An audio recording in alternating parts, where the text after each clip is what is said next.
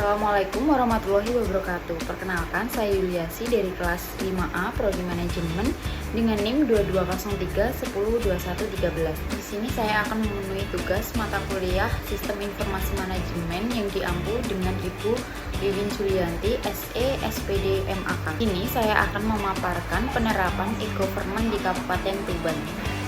Terdapat tujuan dan manfaat e-government di Kabupaten Tuban adalah untuk meningkatkan kualitas layanan publik, transparansi pemerintah, percepatan proses administrasi, efisiensi anggaran, partisipasi masyarakat, dan kualitas sumber daya manusia pemerintah.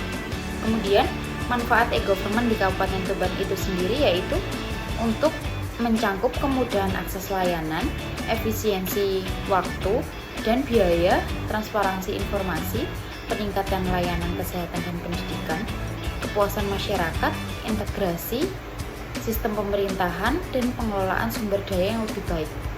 Melalui penerapan e-government, pemerintahan di Kabupaten Tuban bertujuan untuk menciptakan pemerintahan yang lebih efisien, akuntabel, transparansi, dan berorientasi pada pelayanan publik yang lebih baik. Dengan demikian, diharapkan dapat meningkatkan partisipasi masyarakat dalam pembangunan daerah dan memperbaiki hubungan antara pemerintah dan masyarakat. Kemudian, komponen sistem informasi dalam e-government. Sistem informasi e-government di Kabupaten Tuban memiliki berbagai komponen yang saling terintegrasi.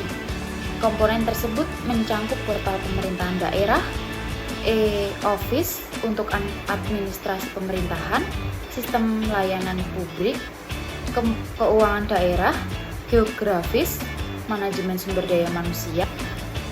Ada juga pengaruh terhadap pengambilan keputusan.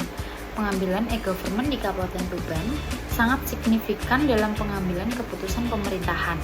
Beberapa dampak utama termasuk peningkatan akses informasi yang cepat dan akurat serta data terintegrasi untuk keputusan yang lebih tepat.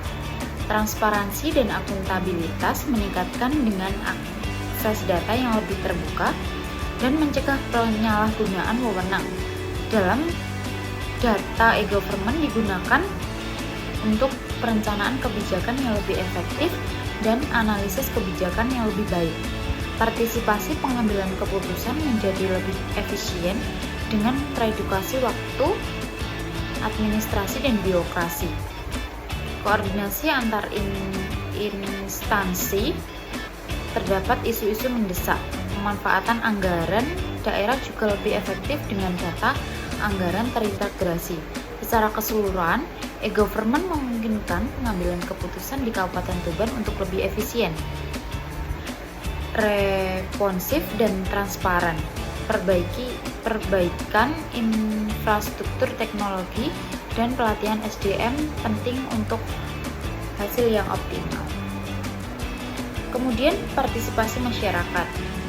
Partisipasi masyarakat dalam e-government di Kabupaten Tuban sangat penting untuk keberhasilan sistem pemerintahan berbasis elektronik. E-government berfokus pada peningkatan kualitas layanan, transparansi, dan hubungan antara pemerintah dan masyarakat. Beberapa cara partisipasi masyarakat seperti pertama, penggunaan layanan digital, yaitu masyarakat dapat memanfaatkan layanan e-government seperti permohonan KTP secara online. Tingkat penggunaan layanan ini mencerminkan dukungan masyarakat terhadap informasi digital. Kemudian kedua, ada umpan balik dan pengaduan.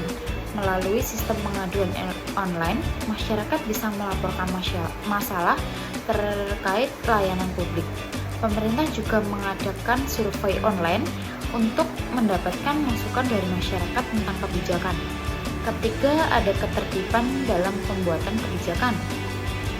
E-government memungkinkan forum diskusi daring agar masyarakat bisa memberikan masukan dan penyusunan kebijakan dalam perencanaan pembangunan. Masyarakat dapat memberikan usulan melalui sistem e-government. Kemudian keempat, ada edukasi dan penyebaran informasi. Pemerintah perlu aktif mensosialisasikan layanan e-government dan memberikan pelatihan agar masyarakat familiar dengan teknologi. Kelima, ada transparansi dan akuntabilitas.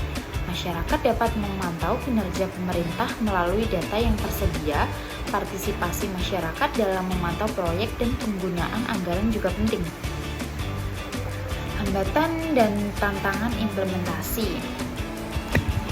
Implementasi e-government di Kabupaten Tuban memiliki potensi untuk meningkatkan pelayanan publik, transparansi, dan efisiensi, tetapi juga menghadapi berbagai tantangan, yaitu salah satunya hambatan utama adalah keterbatasan infrastruktur teknologi, terutama koneksi internet yang tidak merata di daerah pedesaan, serta infrastruktur pendukung yang belum memadai. Tingkat literasi digital yang rendah di masyarakat, khususnya desa-desa juga menjadi tantangan, dan dengan banyak warga masyarakat yang belum bisa menggunakan perangkat digital. Selain itu, kekurangan kompetensi teknik di kalangan aparatur pemerintah dan resistensi terhadap perubahan menjadi kendala dalam transisi ke sistem digital. Masalah keamanan data serta pelindungan terhadap regulasi juga harus diperhatikan agar data pribadi tidak mudah diteras dengan sistem sesuai dengan ketentuan yang berlaku. Pendanaan untuk implementasi e-government juga menjadi isu dengan biaya investasi yang tinggi dan kurangnya dana untuk infrastruktur digital. Keterbatasan akses terhadap teknologi dan kebijakan tidak terkoordinasi lebih jauh menjadi penghambat pelaksanaan e-government. Masyarakat yang terbiasa dengan proses manual dan kurangnya pendidikan terhadap layanan digital menjadi tantangan tambahan. Untuk mengatasi, memberikan pelatihan literasi dan meningkatkan sosialisasi terhadap manfaat e-government. Jika tantangan ini diatasi, Kabupaten Tuban dapat meningkatkan kualitas layanan publik dan akuntabilitas pemerintah. Kemudian, kesimpulan adanya e-government di Kabupaten Tuban itu sendiri, yaitu adanya e-government di Kabupaten Tuban memberikan manfaat pada peningkatan aksesibilitas layanan publik, transparansi, dan akuntabilitas pemerintah, efisiensi proses administrasi, serta partisipasi masyarakat dalam pengambilan keputusan. Namun, implementasinya dihadapkan pada tantangan seperti keterbatasan infrastruktur, literasi digital, dan keamanan data. Dengan partisipasi aktif masyarakat dan dukungan penuh pemerintah, e-government memiliki potensi besar untuk menciptakan pemerintahan yang modern, efisien, dan responsif. Kemudian ada rekomendasi untuk meningkatkan penerapan e-government di Kabupaten Tuban itu sendiri. Agar penerapan e-government di Kabupaten Tuban lebih efektif dan berdampak positif, beberapa rekomendasi harus dipertimbangkan. Pertama, penting untuk meningkatkan infrastruktur teknologi, termasuk memperluas jaringan internet, agar masyarakat bisa mengakses layanan dengan mudah. Selain itu, perlu pelatihan literasi digital untuk masyarakat dan aparatur pemerintah agar mereka lebih terampil menggunakan sistem. Keamanan data juga harus diperkuat dengan sistem perlindungan yang baik dan pengawasan rutin. Aksesibilitas layanan harus ditingkatkan melalui aplikasi yang ramah penggunaan dan penyediaan layanan offline. Sosialisasi manfaat e-government sangat diperlukan untuk meningkatkan kesadaran masyarakat itu sendiri. Partisipasi masyarakat dalam pengambilan keputusan bisa dilakukan harus melalui platform konsultasi daring dan survei. Selain itu, kolaborasi antar instalasi harus diperkuat dan regulasi terkait e-government disusun. Sistem pengaduan dan responsif serta pemanfaatan teknologi inovasi juga penting untuk meningkatkan layanan publik.